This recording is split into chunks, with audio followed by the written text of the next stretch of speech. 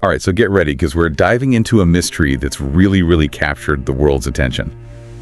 The disappearance of Malaysia Airlines Flight 370. A total aviation enigma? Yeah, it is. I mean, we're talking about a huge Boeing 777 just gone, vanished. Go. So for those listening who maybe haven't followed this case as closely as some, let's go back to the beginning. March 8, 2014. MH370 takes off, leaves Kuala Lumpur, heading for Beijing.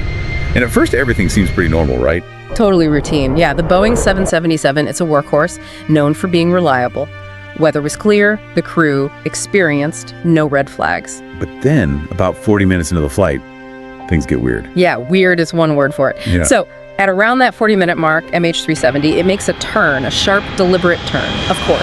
And this wasn't a minor thing. This was a calculated move, someone steering that plane west out over the Indian Ocean. See, that's what I find so strange about this. It's not like a crash where maybe something's unclear. This seemed deliberate. And it gets even more bizarre, because around the same time as this course change, the transponder, the thing that tells everyone where the plane is, it goes dark. On purpose. Well, a transponder going offline on its own, that's unusual, very. But when you put that together with the course change, it starts to seem like someone wanted to vanish. And on top of that, there were no distress calls. Nothing from the pilots.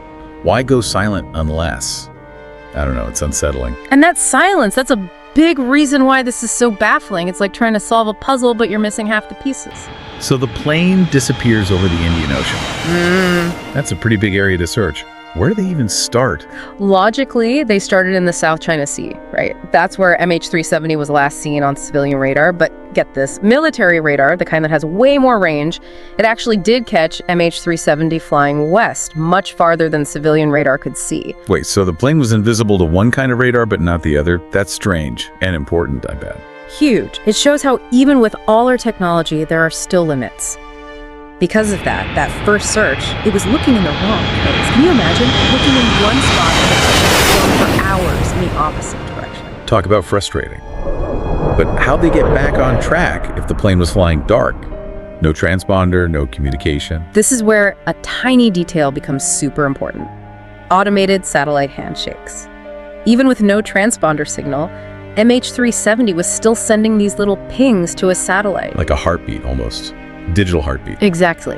And those pings, they were the key to figuring out, at least partly, where that plane went. Okay, but how? What can you tell from a few pings? More than you'd think. By looking at something called burst frequency offset, it's basically tiny changes in the signal's frequency caused by the plane's movement. Experts could trace a path. And that path, it led them to the southern Indian Ocean as the most likely place MH370 went down. So they had a location, but the big question, the why, that's what's really strange.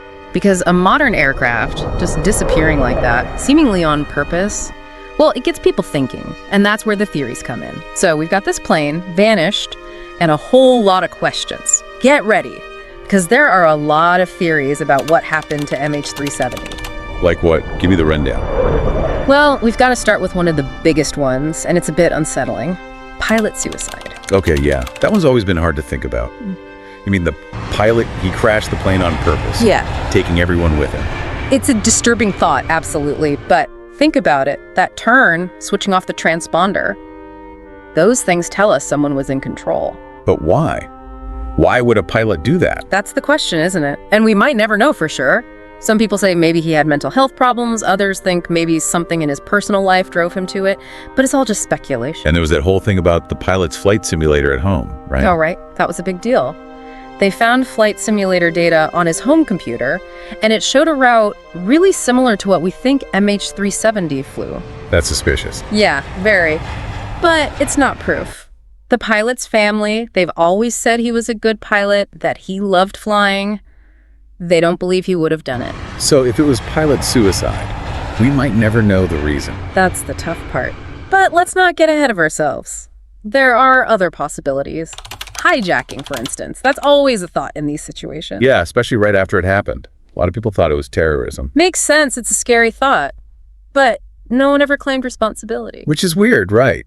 Don't hijackers usually want everyone to know it was them? Exactly. It's how they spread fear. Plus, remember there was all that talk about 2 passengers with stolen passports? Vaguely, yeah. Like something out of a movie. It turned out to be nothing. They were probably just trying to get somewhere else, not hijack a plane.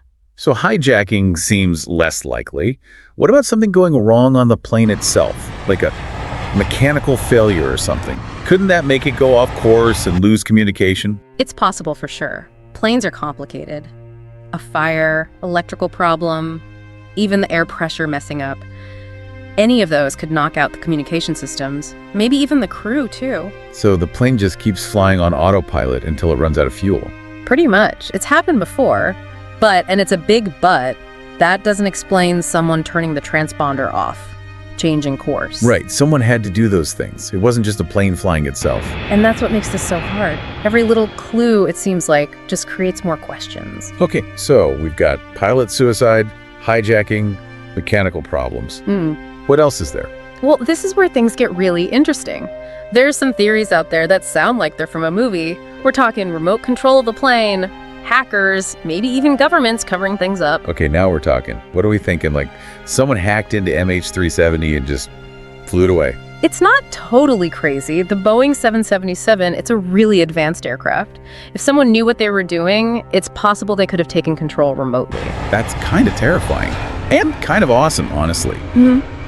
But there's no proof, right? Not really, no. It's just a theory. But it's one that people keep coming back to because we just don't have a better explanation. What about the government cover-up idea? What's that about? Those are always fun. Some people think maybe the military accidentally shot down MH370, or maybe they took it on purpose for some secret reason. So either a huge mistake or something much more deliberate and secretive. Yeah, pretty much. I think these kinds of theories, they're comforting in a way, you know? When we don't have an answer, our brains try to make one up, even if it's crazy. Makes sense. But just because we can think of it doesn't mean it happened. Exactly. And with MH370 right now, we just don't have enough evidence to say for sure what happened. So we've got all these theories, but no real answers. It's easy to get caught up in all that, but we can't forget about the people on that plane. You're absolutely right. This isn't just a puzzle to be solved. It's about the 239 people who boarded that plane and never came home. Their families are still looking for answers. It's hard to imagine not knowing. For them to have no answers, it's incredibly tough. And it reminds us that this isn't just about data and theories, you know? It's about people. 239 people who are on that plane. You mentioned earlier that some debris from MH370 was found. Does that give any kind of closure or clues? A little of both, maybe. I mean, actually having pieces of MH370 that confirms it crashed, and where those pieces washed up, Reunion Island, Madagascar, even Africa, that supports the idea that it went down in the southern Indian Ocean. So it's confirmation, but it also kind of narrows things down. Yeah. But here's something interesting, and this is where the little things matter. Marine biologists, they looked at barnacles on the debris. Barnacles. Okay, I did not see that coming. How can barnacles tell us anything? You'd be surprised. Barnacles, they're picky little critters. They need specific water temperatures, specific currents. So by looking at what kind of barnacles were on the MH370 debris, they could make some guesses about where the plane might have drifted. That's using nature to solve a mystery. Amazing. It is pretty cool. But even with those clues, even with all the technology we've got, finding the actual plane wreckage, that's still a huge challenge. Because it's the ocean, right? Right. That's a big place to search. Huge, deep, and most of the ocean floor. Totally unmapped. It really is like that needle in a haystack thing. Weren't there some pretty big searches, though? You said this was one of the biggest ever? There were. Big effort in 2018, a company called Ocean Infinity. They use these underwater drones, autonomous, sonar, cameras, could go way deeper than most subs. Underwater robots. Sounds intense. Did they find anything? They didn't find the plane itself, but they mapped a lot of the ocean floor that hadn't been mapped before. So even though they didn't find the plane, they helped narrow down the search area for the future. Every little bit helps, I guess, in a situation like this? Exactly. It's like a massive puzzle, and each search, each barnacle, each piece of data, it gets us a tiny bit closer. It's a story that just, it sticks with you, So here we are, all this evidence, all these theories. Is it safe to say MH370 is still a mystery? I think, yeah. Sadly, it is. It shows how, even now, there are still things we don't know, things we might never know. It's kind of scary, honestly. A whole plane just gone. It is. And it shows just how powerful nature is. And how even with our technology, there are limits. 10 years. Almost 10 years since it happened. What should we take away from all of this? That even with loss, even not knowing, people are resilient. The families of those on MH370, they've shown incredible strength. They haven't given up hope, and that's something powerful. It is. And MH370, as tragic as it was, Yeah, it did change things, right? In the aviation world. yeah, definitely. Made everyone rethink how we track planes, how we keep them safe, new tech, new rules, all because of MH370. So even when things seem impossible, we can learn and we can try to prevent them from happening again. This deep dive, it makes you think about life, about the world, about how much we still don't know. I agree. Thanks for joining us today on The Deep Dive. We'll be back next week with another mystery to explore. Until then, keep asking questions, keep searching, and never be afraid of the unknown.